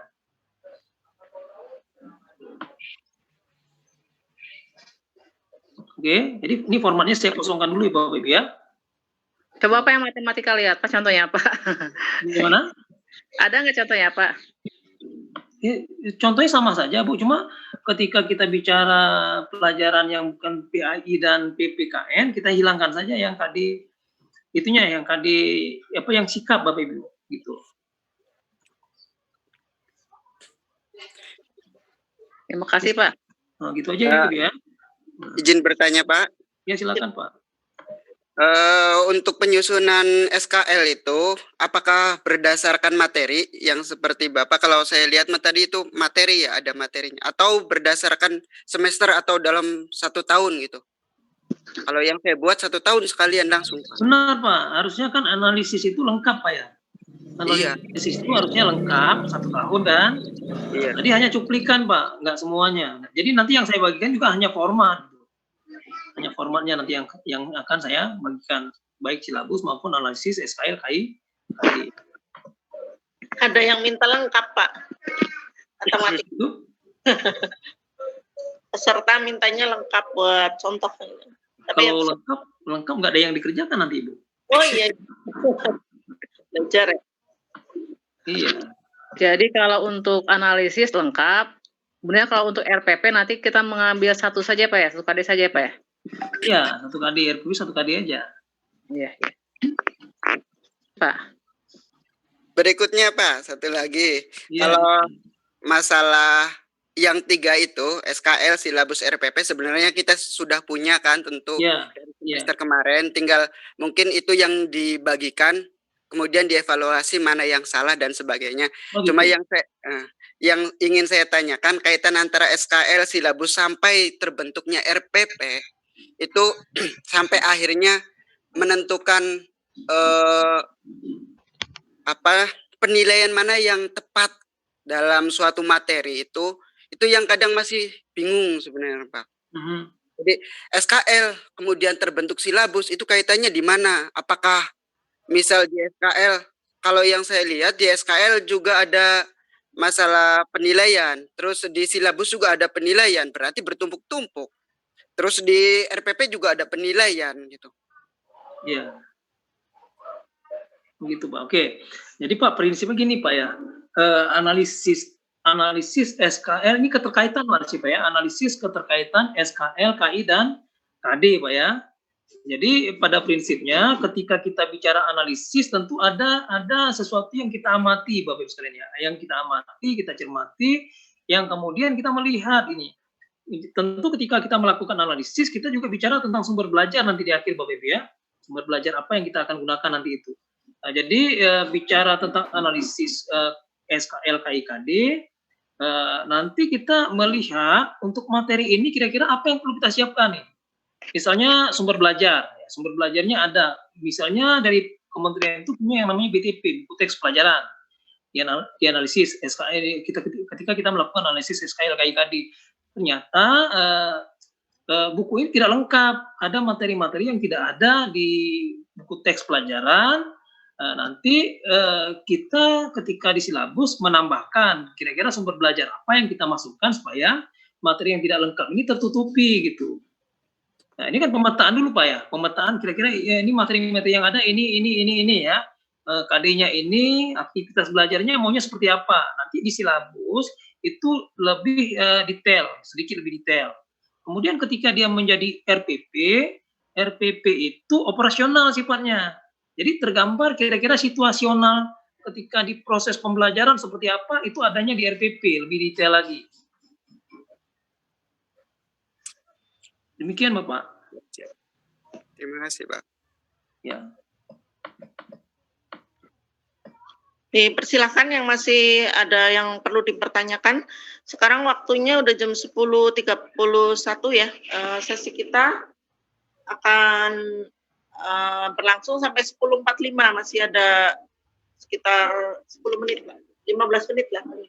Assalamualaikum warahmatullahi wabarakatuh. Pak John, izin bertanya. Iya, silakan Pak. Kalau bisa Pak John, ini karena kita mau praktek, minta dicontohkan aja dulu ya, misalkan mulai dari SKL, apalagi yang tadi ada aplikasinya biar kita mudah gitu gambarannya gitu ya, untuk yang aplikasi yang ada di Pak John mulai dari penetapan SKL, kompetensi dasar, yang tadi langsung muncul gitu. Terima kasih Pak John. Gini Pak, untuk SKL itu dia tidak bikin aplikasinya. Yang ada aplikasi yang saya buatkan itu masih RPP. Jadi kalau SKL ini kita masih manual, Pak. Yang dimaksud dengan aplikasi itu apa tadi? Ya, aplikasi yang saya sebutkan itu mungkin saya tunjukkan saja, Pak ya. Ya betul, biar untuk contoh. Saya tunjukkan saja. Yang saya buatkan aplikasinya itu nanti mungkin ini yang untuk sementara ini baru ada RPP, Pak. Saya contohkan, Pak ya. Betul. Bapak sekalian, mungkin jangan khawatir nggak bisa ya Bapak Ibu. Ini bukan aplikasi sebenarnya karena sifatnya ini Bapak sekalian bawaan dari Office sebenarnya. Mungkin Bapak sekalian pernah dengar itu mailing Bapak Ibu ya. Kayak Mailmart Bapak Ibu. Oke. Hyperlink nggak Pak? Ya? Hyperlink. Bukan hyperlink. Mailing Bapak sekalian. Mailmart dari apa itu? Mailmatch mungkin Pak, lebih tepatnya. Ya, Mailmatch. Betul Bu. Ini contoh saya tunjukkan saja Bapak sekalian. Ini saya sudah siapkan dan kemarin tadi malam saya sudah share sepertinya. Oke. Nah ini contohnya ini Bapak sekalian ya. Jadi di sini saya mencoba membuat beberapa model Bapak sekalian. Yang pertama ada yang pakai model pembelajaran discovery, kemudian yang kedua ada yang model menggunakan ini per KD, berarti satu KD satu RPP, satu halaman. Kemudian yang ketiga yang model umum Bapak sekalian ya. Jadi ada 3 model. Nanti kalau Bapak sekalian ingin mengembangkan silakan. Sebagai contoh saya akan ambil yang misalnya yang per KD dulu lah. Saya buka. Bapak sekalian sudah punya nih, sudah di-download belum? Ini saya ketik no ya Bapak Ibu ya. Ini contohnya Bapak sekalian. Jadi bentuknya seperti ini kira-kira. Ini sudah bentuknya bentuk link nih Bapak Ibu sekalian. Ini sudah bentuk link. Jadi satu KD itu satu RPP satu halaman Bapak Ibu sekalian ya. Bukan ini tidak mesti satu halaman juga sih sebenarnya.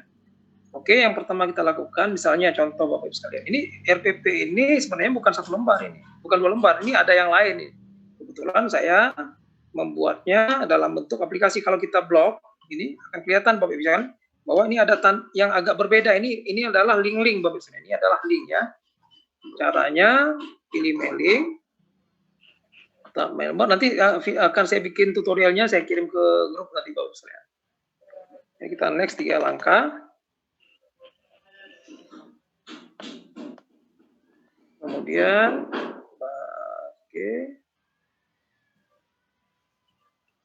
per KD kita ambil database-nya, database per KD. Kemudian tinggal next ya, tinggal next. Oke. Nah, saya next lagi. Nah, ini otomatis RPP sudah jadi Bapak Ibu sekalian. Ini sudah jadi RPP-nya. Cuma di sini saya menggunakan model ya, satu RPP itu 1 KD 1 halaman Bapak Ibu sekalian. Jadi bentuknya seperti ini kira-kira. Pertemuan pertama, ini dia langkah-langkahnya. 1 dan 2 ya, pertemuan 3, ini dia, dan seterusnya. Jadi bagaimana cara membuat RPP ini? Kita hanya perlu mempersiapkan database Bapak Ibu sekalian. Ini ada database-nya ya. Nah, jadi kalau kita ingin satu kali pertemuan, ya tinggal mengganti ini aja. Yang perlu Bapak Ibu lakukan adalah pertama mempersiapkan kelas masternya. Ini diisi Bapak Ibu sekalian, diisi kelasnya, diisi tentang materi pokoknya, alokasi waktunya, AD-nya, tujuan pembelajarannya, kegiatan pendahuluan ini kalau memang ingin mau diganti silakan. Kemudian pertemuan ya, pertemuan ini kalau inginnya per pertemuan satu kali itu diurai lebih lengkap, maka ini dihapus saja bagian yang bawahnya, yang lain ini diurai di sini saja. Gitu Bapak sekalian. Jadi ini sangat-sangat fleksibel Bapak Ibu sekalian ya. Jadi kegiatan intinya itu kebetulan di sini saya mencontoh yang ada di panduan yang dikeluarkan oleh Puskur. Jadi pertemuan 1 dan 2 ini kegiatannya.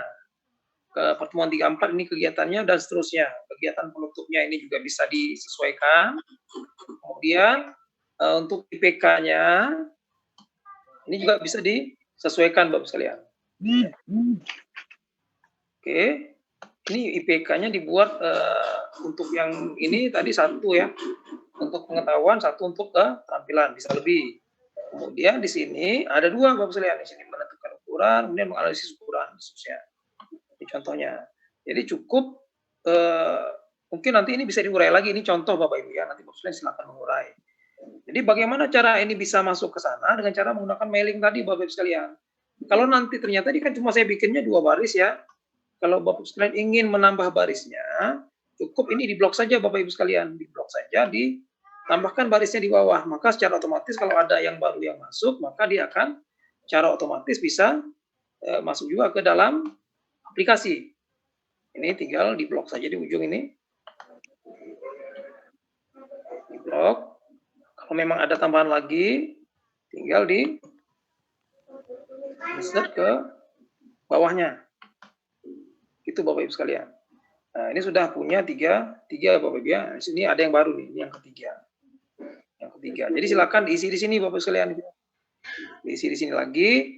Kalau ingin Bapak Ibu sekalian, ini kalau ini kan terlalu ekstrim Bapak Ibu ya. Pertemuan 1 2 cuma 4 langkah.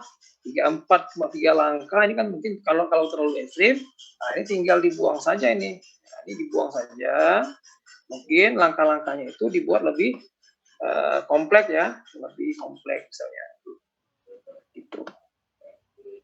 Nah, kemudian kalau ini kita lanjut, Bapak sekalian, ini kan RPP-nya sebenarnya bukan 1 buah ini Bapak Ibu ya. Ini sudah ada beberapa ini. Kalau kita lanjut, kita next.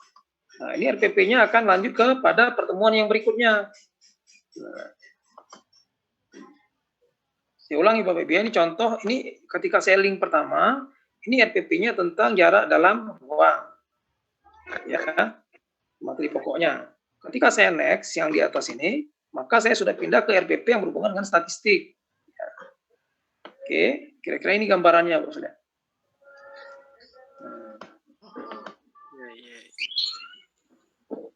Maaf Pak, izin potong Pak. Ya, silakan Bu. Yang dimaksud dengan RPP 1 lembar itu yang Bapak, kalau yang Bapak kan itu ada beberapa pertemuan ya Pak ya, 1 lembar itu. Apakah yang dimaksud dengan 1 lembar itu 1 materi untuk dijadikan 1 lembar Pak? Ya, jadi kan ini Bu ya, saya kan merujuk kepada panduan yang dikeluarkan oleh Puskur ya. Panduan yang untuk matematika, kebetulan modelnya begini Bu, 1 lembar itu atau 2 halaman ini, itu dibuat dalam 1 RPP seperti ini, per pertemuan. Nah, ada yang model keduanya mungkin saya tunjukkan lagi Bu. Ini kan macam-macam model ya, nanti kita sesuai dengan selera nanti Bapak sekalian. Yeah. Model yang kedua itu, bukan per KD, tapi lebih ini umum Bapak Ibu ya. Mudah-mudahan bisa.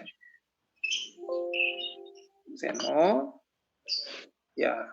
Oke, saya mailing Bapak Ibu tadi pakai Mailmer ya. Mailmer step by step, kemudian saya next 3 kali 1 2 3. Nah, diminta database-nya. Database-nya itu ada di sini. Ya, database ini yang umum. Oke. Nah, ini yang model berikutnya. Yang model berikutnya itu ketika ini saya lanjut ya, ini masih dalam bentuk rumus nih ya. Masih ada rumusnya, saya next 2 kali.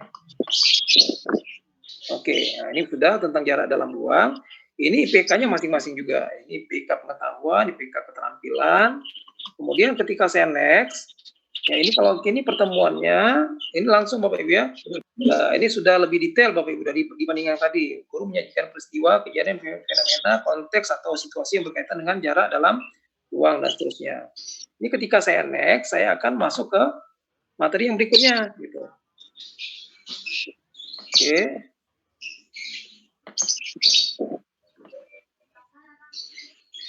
Sesuai dengan materi ini, kalau kita next, ini terus akan berbeda Bapak sekalian ya.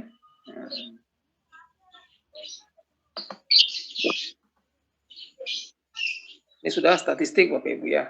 Nanti mungkin untuk materi sesuaikan. Ini kebetulan saya kan hanya bentuk contoh Bapak Ibu ya.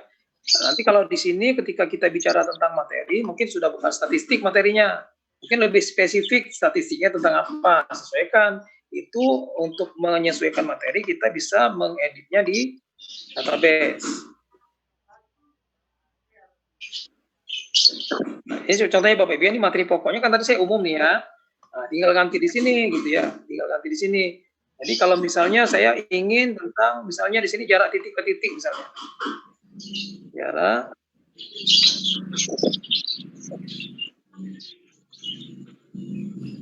titik ya, secara otomatis di RPP-nya itu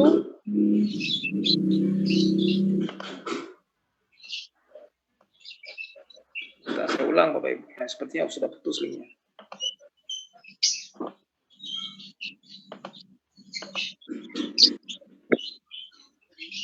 Next.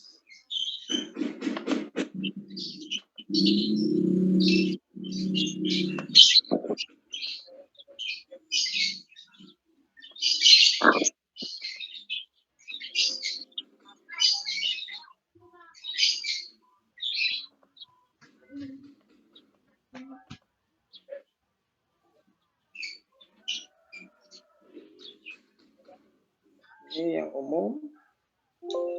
Oh, sorry. Artinya masih hidup database-nya. Jadi database itu tidak bisa aktif ketika kita ingin menghubungkan Bapak Ibu. Jadi saya coba ulang lagi nih, saya panggil lagi datanya. Ya, terus.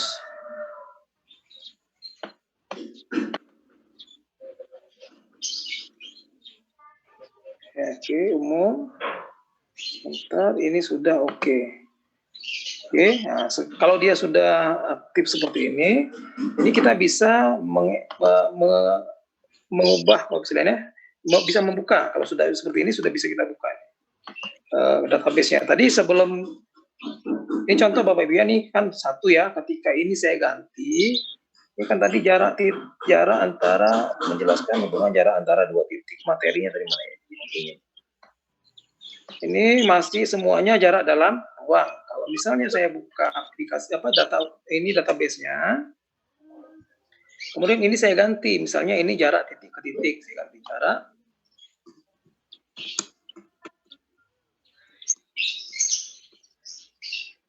Titik, maka secara otomatis ya harusnya database yang ada di sini juga berubah nih, jarak titik ke titik gitu ya. Nah, kira-kira gitu, ini semuanya berubah, jarak titik ke titik semuanya berubah.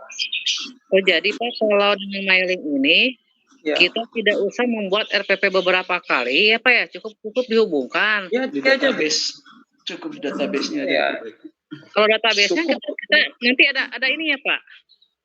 Ya. Database-nya gimana Pak? Saya belum ngerti database-nya itu. Ini database-nya Ibu. Ibu cukup ngetik di sini nih Bu. Cukup ngetik di sini, ya otomatis pindah ke sana. Ini kan jarak Mungkin titik garis. database-nya bisa di-share mungkin nanti Pak, gitu. Bisa. Tadi sudah saya share tadi malam Bu sebenarnya. Iya. Belum kelihatan. Di malam saya share di grup Bu, sudah. Ini jarak titik ke titik, jarak titik ke garis menandakan bahwa pertemuan kedua kita bicara tentang jarak titik ke Otomatis Pak garis ya misalnya. Maka secara otomatis ketika ini saya next pada langkah berikutnya, ini sudah berubah juga Bu, sudah berubah jarak titik ke garis gitu. Jadi yang perlu dilakukan oleh kita adalah mengisi ini gitu ya, mengisi ini sesuai dengan jenjang. Jarak materi pokoknya apa, ya. Kemudian KD-nya isi semua, otomatis nanti akan Iya. Gitu. Jadi ini akan memudahkan Bapak sekalian, ini sudah satu halaman saja utuhnya. Iya. Ya, kira-kira gitu Bapak sekalian. Oke. Atau mungkin ini akan saya coba lihat lagi di mana ini sepertinya masih ada yang agak bermasalah nih Bapak Ibu ya. Saya ini harus saya perbaiki sedikit. Ini misalnya Bapak Ibu ya, ini jarak titik ke garis tentu materi pokok ya. Mari.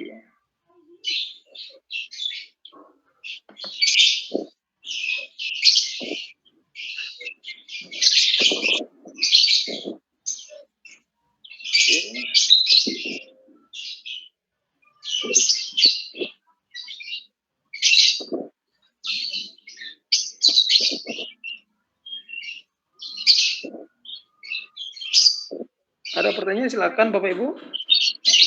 Nanti akan saya bikinkan videonya Bapak Ibu ya, jangan khawatir ya. Bagaimana Bapak Ibu, masih ada tanggapannya?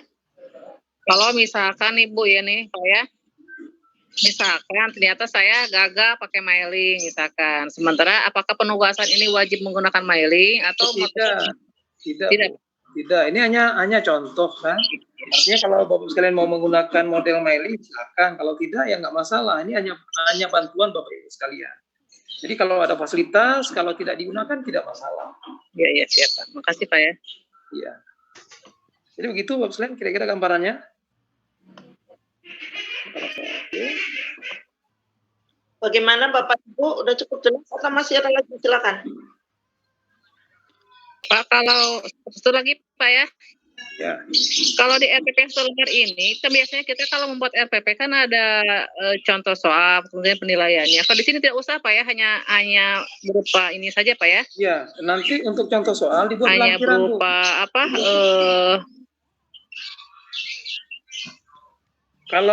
Kalau untuk di sini, ini kan RPP ya Bu ya.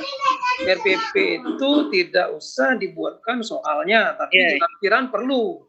Jadi nanti RPP-nya nanti untuk misalnya kalau Bapak mendapatkan penilaian, maka penilaiannya terlampir. Tapi jangan terlempar, Bu.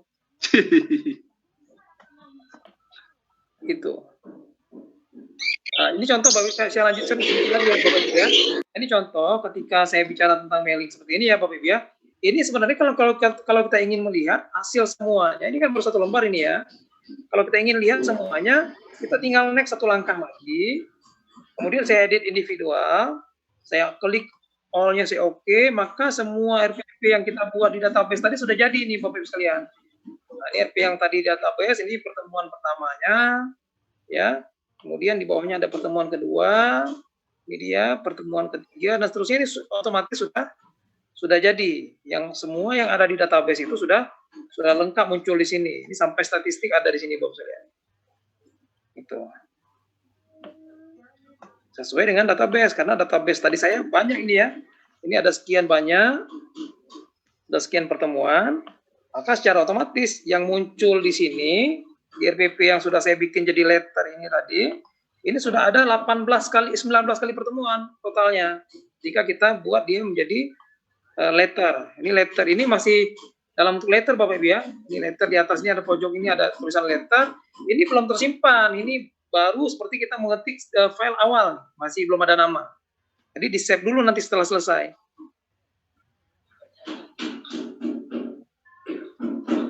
Gimana Bapak sekalian, masih ada yang mau ditanyakan?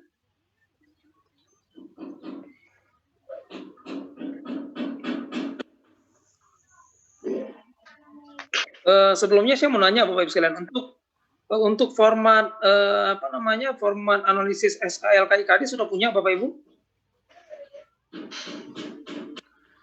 Biar seragam Pak dari Bapak aja Pak. Kalau yang biasa, Ya, oke. Contohnya.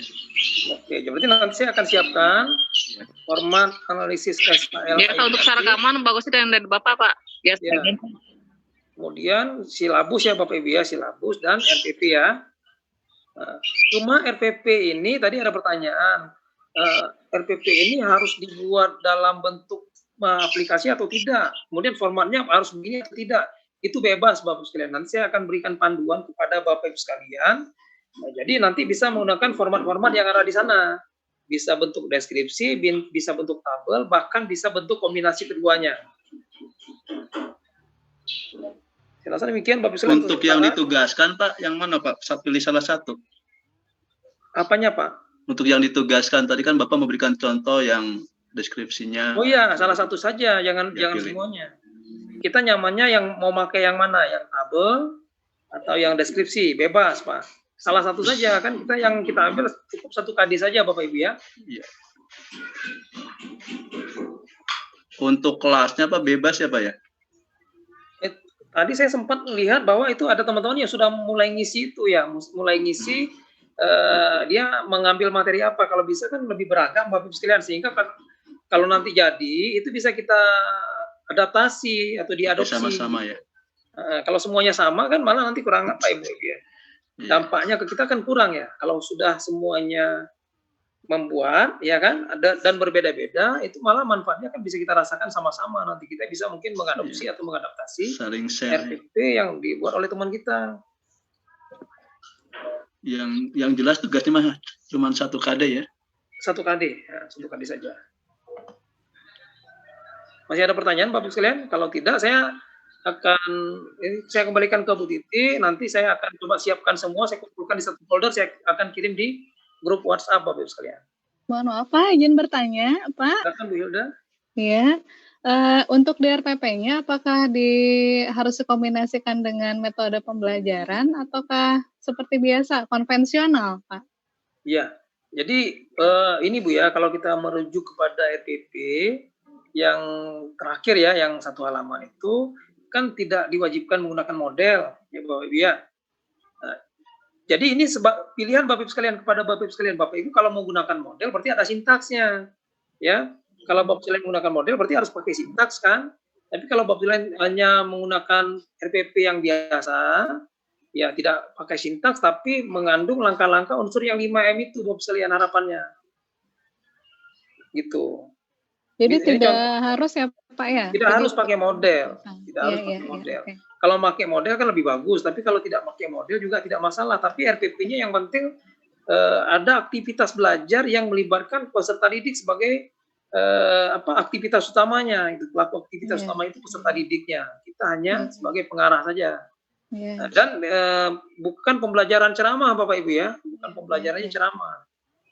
Jadi ciri-ciri. Ya. Satu lagi, tadi saya sempat tinggal ke belakang dulu. Jadi untuk RPP-nya, RPP daring apa luring ini Pak? Tatap muka apa daring ya Pak? Saya rasa RPP daring atau luring sama saja Bu. Sama saja. Sama saja. Karena kan nanti yang membedakannya ketika kita bicara tentang media kan, yang digunakan. Nah ini sementara kan di sini kalau kita lihat guru mengucapkan salam misalnya ya, ini kan tetap ada ya. Guru menyajikan peristiwa, kalau menyajikan peristiwa itu mungkin bisa memutar video atau apa kan juga bisa dilakukan secara daring Bapak Ibu ya. Kemudian berdiskusi juga bisa ditampilkan secara daring kan. Menyajikan masalah sehari-hari juga bisa ditampilkan secara daring ya. Kalau memang ada yang spesifik misalnya yang tidak bisa disampaikan di aktivitas daring misalnya, kalau kita mau luring itu sesuaikanlah Bapak Ibu sekalian. Iya Pak. Ini Pak, betul, ini pertanyaan di luar tugas Pak, penasaran ini kalau tentang SKL kaitannya dengan pelaksanaan AKM Pak dan survei karakter, akan ada perubahan di SKL apa gimana Pak? Kan akan ada pelaksanaan AKM dengan survei karakter, bagaimana Pak? Iya, penasaran apakah nanti SKL-nya berubah atau bagaimana gitu? Apakah SKL ini kan besar Bu ya, SKL ini kan besaran. Jadi SKL itu kan komponennya 3 ya Bu Hilda.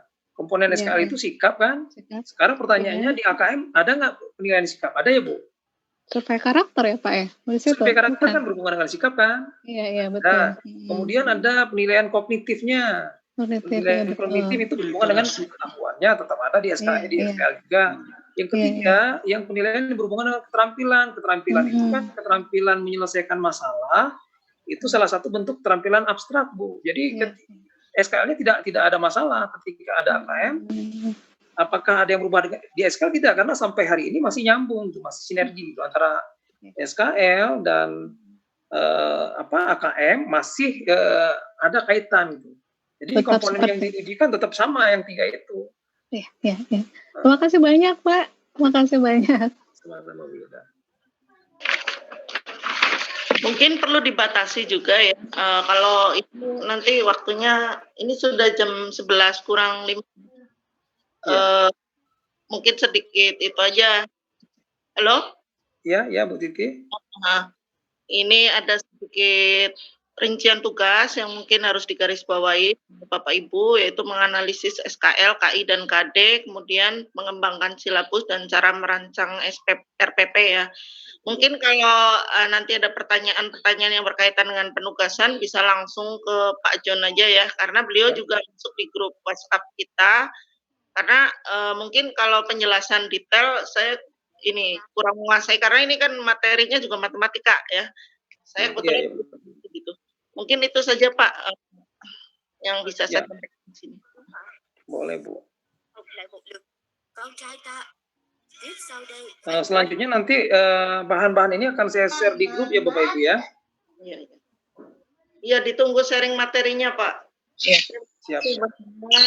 Kita dapat banyak hari ini. Selanjutnya saya kembalikan ke Bu Titi, seperti apa kira-kira aktivitas selanjutnya, Bu?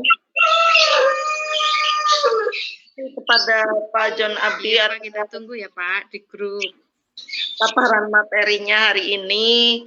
Terima kasih juga untuk peserta pelatihan P4 yang setia menanti, walaupun tadi di awal kita sempat agak ribet dengan Zoom yang seperti ini ya. Tapi kita sudah mau berusaha belajar, itu keren banget. Kita sudah mau belajar di masa libur, itu juga keren ya.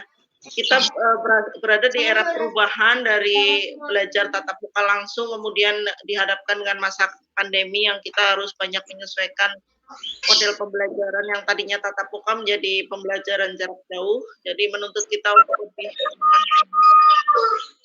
tentang penguasaan IT terutama ya, supaya kita bisa terkoneksi terus dengan siswa-siswi kita, baik secara ilmu pengetahuan, sikap, dan semua jenis penilaian yang kita bisa berikan ke siswa kita. Mungkin karena kita dibatasi waktu sampai jam 11 dan sekarang sudah menunjukkan jam 11 kurang 2 menit, kita tutup saja sesi hari ini. Mohon maaf kalau banyak kekurangan kami dari panitia. Terima kasih atas perhatian dan semuanya. Mudah-mudahan apa yang disampaikan oleh Pak John bisa bermanfaat untuk kita semua. Terima kasih. Taufiq wal hidayah. Wassalamualaikum warahmatullahi wabarakatuh. Boleh untuk live. Waalaikumsalam. Makasih Bu Titi, Pak John. Sama-sama. Bu, apakah tidak sering absen? Absennya nanti pakai link aja Bu. Di link. Ya. Siap. Tidak foto-foto Bu. Foto-foto yang mana nih? Ya. Terima kasih ya. Silakan.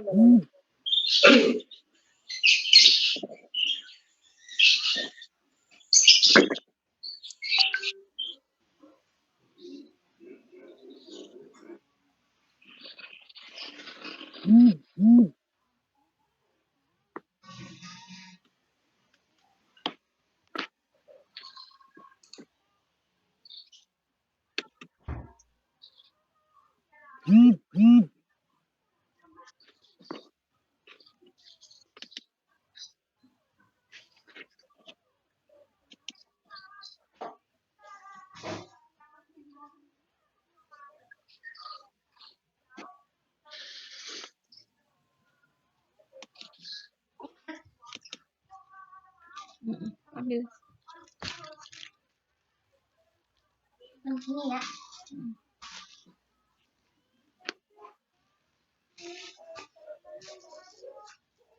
Kalau keras ini malah cair. Nih buat mama, ini mah jangan digunting.